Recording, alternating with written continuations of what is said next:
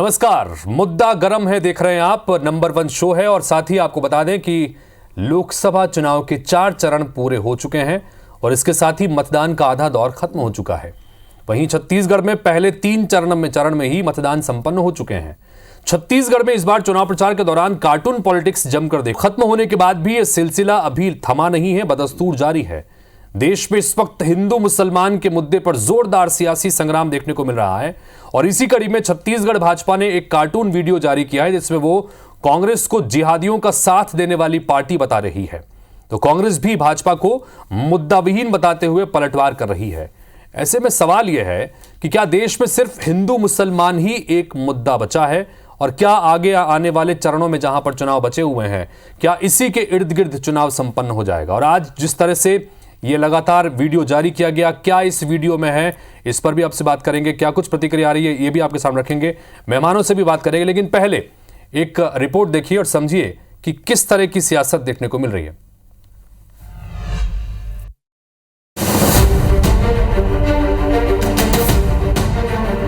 देश में चुनाव हो और हिंदू मुसलमान पाकिस्तान के मुद्दे ना हो, ऐसा भला कैसे संभव है। विपक्ष तो भाजपा पर यह आरोप लगाता ही आया है कि वो बुनियादी मुद्दे को दरकिनार कर धार्मिक और कथित राष्ट्रवाद के मुद्दे पर मतदाताओं को प्रभावित करती है। इस लोकसभा चुनाव में भी हिंदू मुसलमान का मुद्दा काफी गर्म है। इसी बीच छत्तीसगढ़ बीजेपी ने एक बार फिर एक कार्टून जारी किया है जिसने नया विवाद खड़ा कर दिया है। सोशल मीडिया एक्स पर जारी वीडियो में कार्टून के साथ टैग लिखा है, कांग्रेस का हाथ जिहादियों के साथ। लड़ी बदोबदी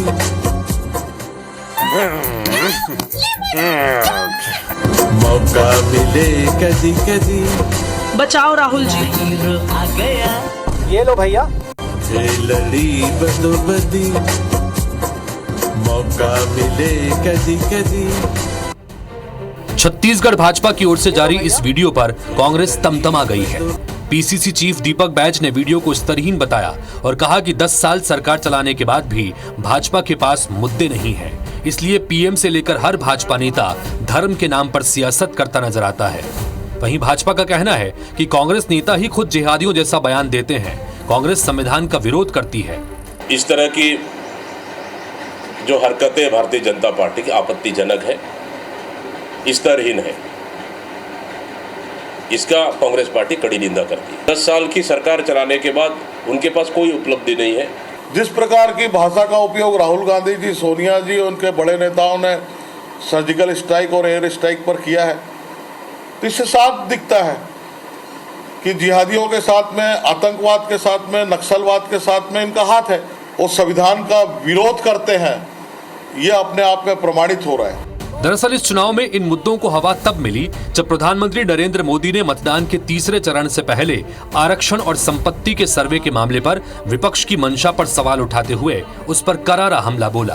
पहले जब उनकी सरकार थी उन्होंने कहा था कि देश की संपत्ति पर पहला अधिकार मुसलमानों का है। इसका मतलब ये संपत्ति इकट्ठी करके किसको बांटेंगे? कि ज्यादा बच्चे हैं उनको बांटेंगे। फिर एक मीडिया संस्थान को दिए इंटरव्यू में प्रधानमंत्री ने कहा कि उन्होंने कभी भी हिंदू मुसलमान में फर्क नहीं किया है। मैंने हिंदू मुस्लिम की बात कभी नहीं की। मैं जिस दिन हिंदू मुस्लिम की बात करूंगा उसी दिन सार्वजनिक जीवन से बाहर हो जाऊंगा। अगर मैं घर देता हूं तो धर्म देखकर नहीं देता। एक तरफ प्रधानमंत्री कहते हैं कि वो हिंदू मुसलमान की सियासत नहीं करते और केंद्र की योजनाओं का लाभ हर वर्ग के लोगों तक पहुंचाते हैं, वहीं वो चुनावी सभा के दौरान विपक्ष को मुसलमान परस्त बताने से भी नहीं चूकते। दूसरी ओर भारतीय जनता पार्टी इन कार्टून्स के जरिए एक नैरेटिव सेट करने की कोशिश करती नजर आती है। कुल मिलाकर लाख दावों के बाद भी चुनाव में हिंदू मुसलमान बाकी सारे मुद्दों पर हावी नजर आते हैं। Bureau report, IBC 24।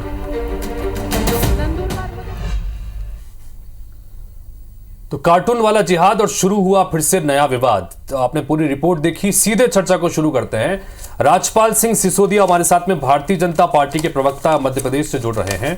साथ ही मेरे साथ में स्टूडियो में इस वक्त धनंजय सिंह ठाकुर जी हैं, कांग्रेस पार्टी के प्रवक्ता हैं, और वरिष्ठ पत्रकार राम अवतार तिवारी जी भी हमारे साथ में स्टूडियो में यहां पर मौजूद हैं। इनसे इसी मुद्दे के इर्द गिर्द जानने समझने की कोशिश करेंगे। सबसे पहले राजपाल जी आपसे शुरुआत करते हैं। वीडियो जारी किया गया है। प्रधानमंत्री एक तरफ एक इंटरव्यू के दौरान कहते हैं कि भारतीय जनता पार्टी और वो स्वयं कभी हिंदू मुसलमान नहीं करते हैं और जिस दिन वो ये करने लगेंगे सार्वजनिक जीवन से बाहर हो जाएंगे। तो दूसरी तरफ छत्तीसगढ़ बीजेपी एक वीडियो जारी करती है जिसमें बाकायदा कांग्रेस को जिहादियों के साथ में मुस्लिम परस्त बताने की कोशिश करती है। इन सब की आवश्यकता पड़ क्यों रही है?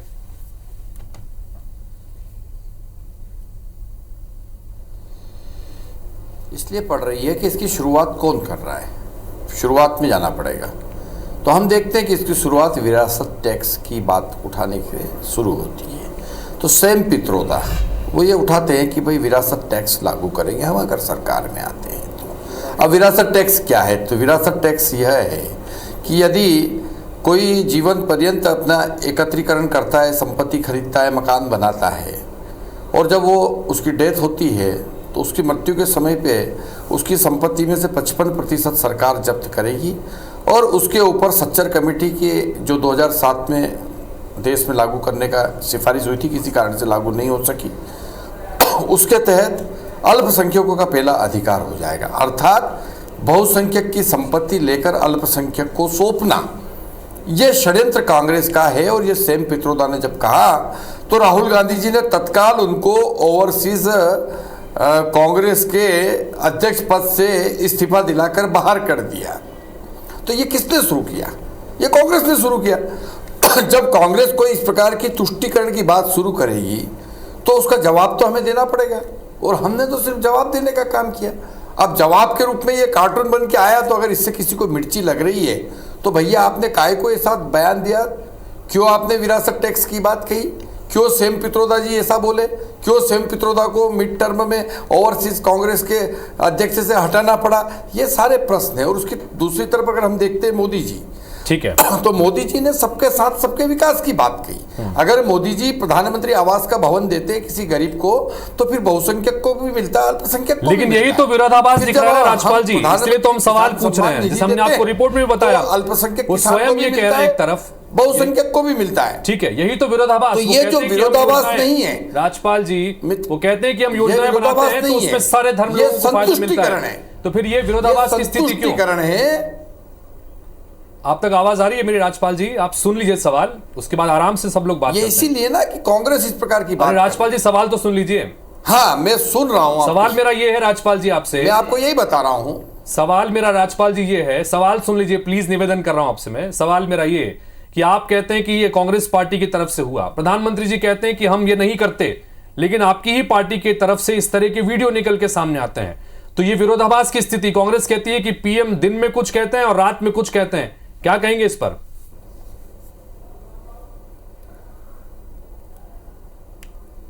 अरे वही तो बोला मैं कि सैम पित्रोदा जैसे लोग जब विरासत टैक्स की बात करते हैं इस देश के अंदर, जब सच्चर कमेटी लागू करने की बात मनमोहन सिंह 2007 में करते हैं, देश के संसाधनों के ऊपर अल्पसंख्यक का पहला अधिकार बताने की बात करते हैं, तो फिर हमको ऐसे वीडियो के माध्यम से जनता को जागरूक करना पड़ता है। धनंजय जी क्या कहेंगे इस पर? वो कह रहे हैं कि आप लोगों की पार्टी के नेताओं की तरफ से इस तरह के बयान निकल के सामने आए, इसलिए भारतीय जनता पार्टी को मजबूर होना पड़ा इस तरह के कार्टून वीडियो के जरिए निशाना साधने के लिए। आप लोगों के नेता ही इसकी जिम्मेदार है, बताइए। जवाब नहीं देना पड़ेगा क्या चुनाव में? हमको जवाब देना पड़ेगा। देखिए, असल मायने में भारतीय जनता पार्टी नेताओं को नरेंद्र मोदी की विदाई दिख रही है। बड़ा कंफ्यूज से है भारतीय जनता पार्टी का संगठन, Modi and Shah private limited, दोनों में ना बड़ा कंफ्यूजन सा उस स्थिति पर हो गई व्यास जी। अभी आप देखेंगे बहुत सारे इंटरव्यूज नरेंद्र मोदी जी के चले हैं। मैं एक इंटरव्यू देख रहा था नरेंद्र मोदी जी के एक प्रतिष्ठित चैनल में, और बहुत अच्छे पत्रकार उनका इंटरव्यू ले क्या रहे थे, सुन रहे थे। नरेंद्र मोदी जी कहते हैं कि कांग्रेस की सरकार ने इन 60 वर्षों में मुसलमानों के लिए कुछ भी नहीं किया है। कोई उनके उत्थान के लिए काम नहीं किया, उनके रोजगार के लिए काम नहीं किया। बहुत सारे आरोप लगाते हैं और दूसरी ओर तुष्टीकरण की बात करते हैं। एक और नरेंद्र मोदी जी कहते हैं कि मैं हिंदू मुस्लिम नहीं करता, दूसरी बार उसकी मातृ संगठन हिंदू मुस्लिम पर चली आती है। तो ये कंफ्यूजन की स्थिति क्यों, इसको समझना होगा। क्योंकि इस देश की जनता, चाहे वो एसटी हो, ओबीसी हो, चाहे एससी हो, चाहे सामान्य वर्ग के लोग हो, चाहे व्यापारी हो, चाहे किसान हो, 10 साल से नरेंद्र मोदी सरकार की नाकामी को देख रहे हैं और परेशान हो चुके हैं और बदलाव की ओर आगे बढ़ रहे हैं। किसी भी मंच के माध्यम से आप देखेंगे, जिस दिन से चुनाव आचार संहिता लगता है, नरेंद्र मोदी जी जिस दिन से श्री गणेश करते हैं चुनाव प्रचार की, लोकसभा चुनाव की, उस दिन से लेकर आज तक किसी भी मंच में नरेंद्र मोदी जी ने अपने कामयाबी नहीं बताया है, और अपने नाकामी को छुपाने के लिए कभी मंगलसूत्र की बात की, मंगलसूत्र की, कभी मटन मछली की बात की है, कभी मुसलमानों की बात की है, तो कभी विरासत टैक्स की बात की है, कभी हमारे घोषणा पत्र को मुस्लिम लीग बताया, क्योंकि इनको पता चल चुका है कि भाजपा की विदाई तय हो गई है। मैं इनसे पूछना चाहता हूं भाई साहब से, ये कह रहे हैं कि अल्पसंख्यक, तो अल्पसंख्यक में कौन कौन से वर्ग आते हैं? अल्पसंख्यक में जैन समाज भी आता है, अल्पसंख्यक में सिख समाज के लोग भी आते हैं, और भी बहुत सारे लोग आते हैं। क्या भारतीय जनता पार्टी अल्पसंख्यकों को उसका अधिकार देने के खिलाफ है क्या?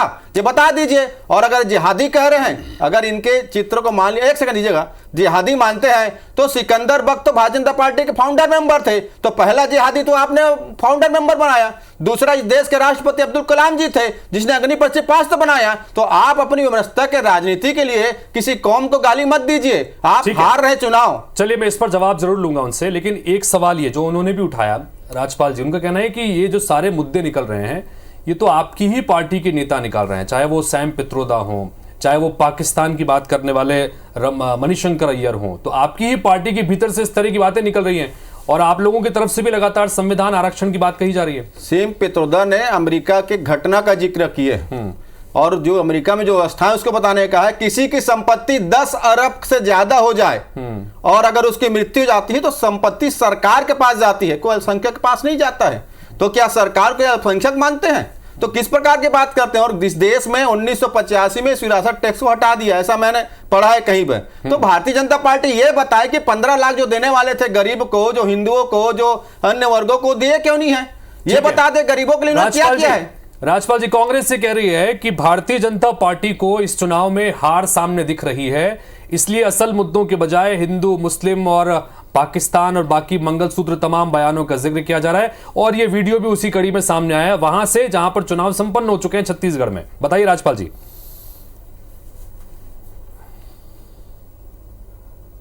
देखिए, हमारी जीत तो ईवीएम में कैद हो चुकी है मध्य प्रदेश छत्तीसगढ़ की तो, और 4 जून को पूरा निकलने वाला है वो, और वो परिणाम भाजपा के पक्ष में आ रहा है।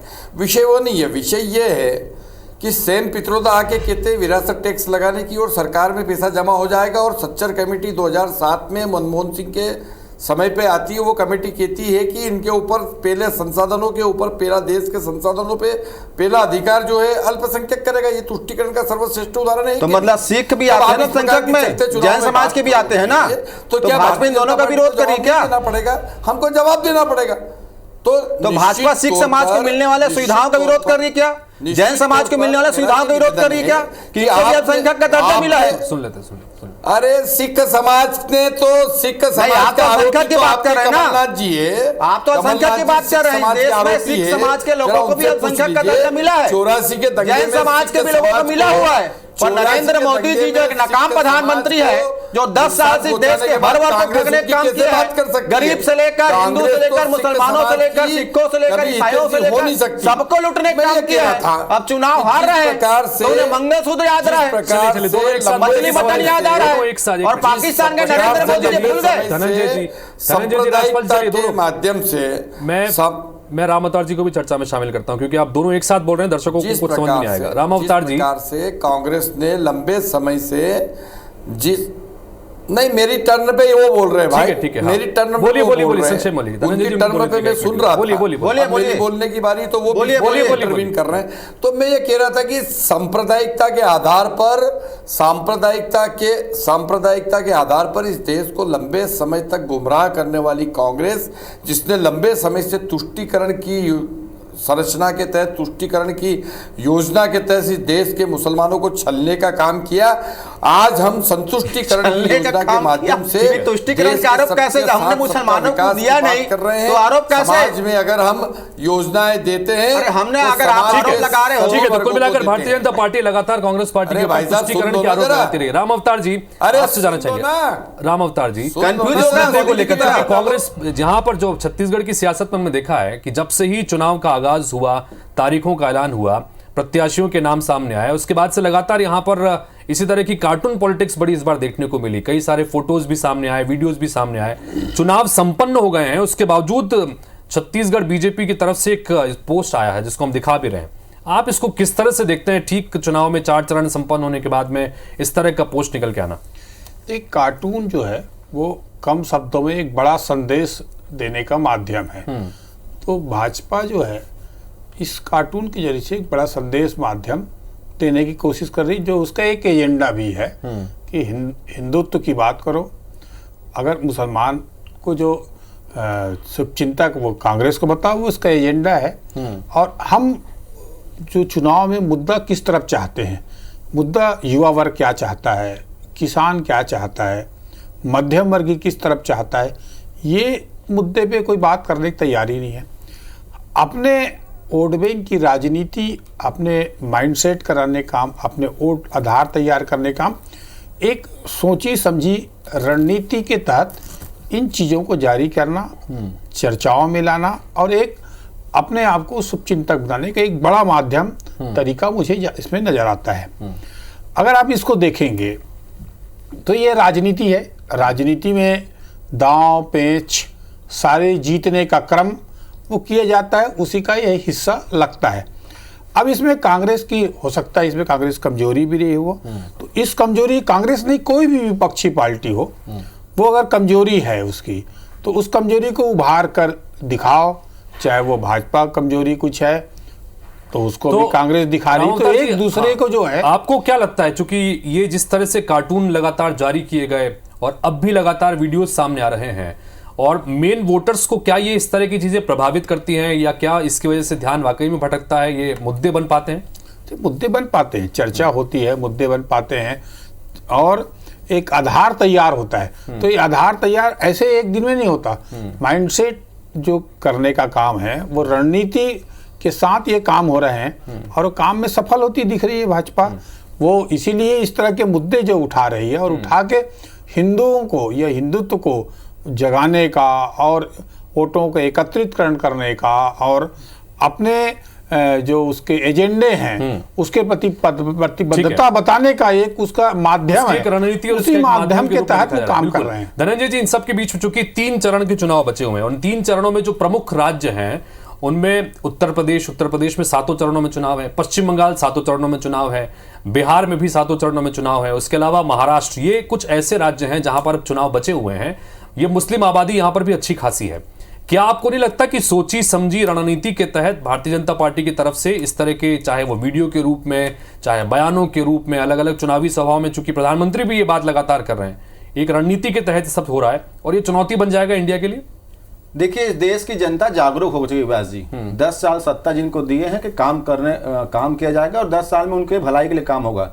इन 10 सालों में चाहे वो बहुसंख्यक और हिंदू हो, चाहे सिख हो, चाहे ईसाई हो, चाहे मुस्लिम हो, नरेंद्र मोदी सरकार के कुनीति से हर वर्ग पीड़ित है। महंगाई, अगर 1100 रुपये का सिलेंडर हिंदू को मिल रहा है तो 1100 रुपये का सिलेंडर सिख ईसाई सबको मिल रहा है। अगर बेरोजगारी का झटका हिंदू समाज को लग रहा है तो सारे वर्गों को लग रहा है। अगर आप देखते हैं भ्रष्टाचार बढ़ा है तो सारे वर्गों से प्रताड़ित है। अगर सुविधाएं की कमी हो रही है, सारे वर्ग प्रताड़ित है। लॉकडाउन के दौरान सड़कों पर हमने सभी वर्गों को घूमते पैदल देखा है, नंगे पाँव ना। कई प्रकार के कठिनाइयों का सामना करना पड़े, हर वर्ग इससे परेशान है।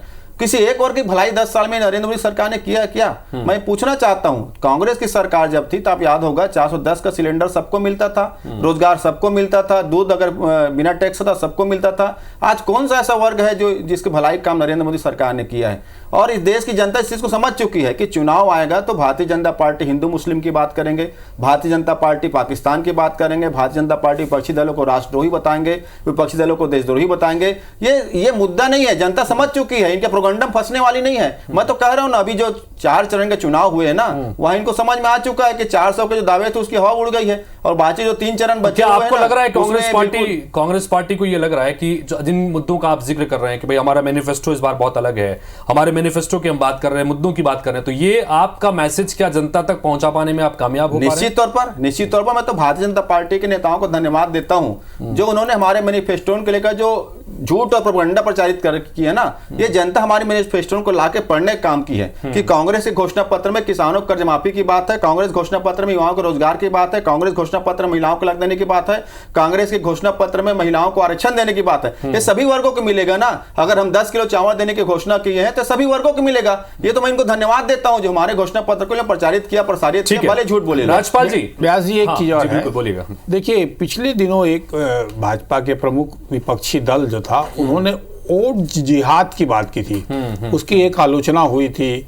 उसके आधार पर ये माना जा रहा है कि अल्पसंख्यक वर्ग जो के बीच ये संदेश देने का एक वर्ग ने कोशिश किया और जिहाद पैदा की, एक नया चीज जो लोकतंत्र के लिए भी खतरा है और इस तरह की बातें नहीं होनी चाहिए। और उस पर बीजेपी के नेताओं ने बड़ा उसका विरोध भी किया। तो इसी तरह के जो आखिर भाजपा भी ये जो बातें को उभार रही है या कार्टून के जरिए जो दिखा रही है कि ये जिहाद आ रहा है, तो जिहाद की चर्चा ज्यादा छेड़ने से एक तरह हिंदुत्व भी एकत्रितकरण हो, जाति धर्म ना चले, क्षेत्रीयवाद ना चले, इस तरह की चर्चा होगी तो क्षेत्रवाद जातवाद ये नहीं चलेगा और ये चलेगा राष्ट्रवाद चलेगा, हिंदुत्व चलेगा। तो ऐसे में भाजपा बहुत मजबूत होगी। तो एक रणनीति का एक चर्चाओं पे केंद्र ये बनाया जा रहा है। चलिए, रणनीति के तहत चीजें हो रही हैं, लेकिन राजपाल जी बात अगर चुनाव होते हैं तो चुनाव पर बात मुद्दों की होनी चाहिए। कांग्रेस पार्टी भी ये लगातार कहती है और कई सारे जो जानकार हैं वो भी कहते हैं कि असल मुद्दों पर बात हो नहीं रही। और ऐसे में जहां 10 साल का एक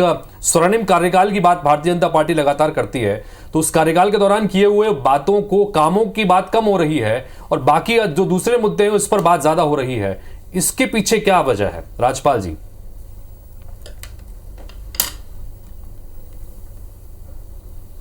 देखिए, हमारे नेता भले मोदी जी हो, शाह साहब हो, नड्डा जी हो या तमाम नेतागण हो, वो जब अपने 1 घंटे का उद्बोधन देते हैं, कहीं रैली को संबोधित करते हैं, तो 40 मिनट से 50 मिनट वो जो है किए हुए काम, आने वाले समय की योजनाएं इत्यादि पर बात करते हैं। पर 10 मिनट में वह जो कांग्रेस के नेताओं के द्वारा बोली हुई बातें होती है उनका भी काउंटर करना होता है। देखिए, चुनाव के समय में हमें हमारी बात तो कहना ही है, साथ साथ में कांग्रेस ने जो बात कही है उस बात का अर्थ क्या लगाया जा रहा है और उसका भविष्य में प्रभाव क्या पड़ेगा, ये बात भी समझाने का, काउंटर करने का हमारी बारी होती है, हमारा टर्म होती है, हमारा काम होता है। हम उसको समझाने की बात करते हैं। अगर सेम पित्रोदा जी जैसे लोग विरासत टैक्स की बात करते हैं तो उसके दुष्परिणाम क्या आएंगे ये हमको बताना पड़ते हैं। अगर मान लो सच्चर कमेटी की को लागू करने की सिफारिश कांग्रेस करती है तो उसके दुष्परिणाम क्या आएंगे ये हमको समाज को बताना पड़ेगा। अगर कांग्रेस तुष्टीकरण की बात करती है, मुस्लिम परस्ती की बात करती है सेकुलरिज्म के आड़ में, तो उसके क्या दुष्प्रभाव आने वाले हैं वो भी हमको बताना पड़ेंगे।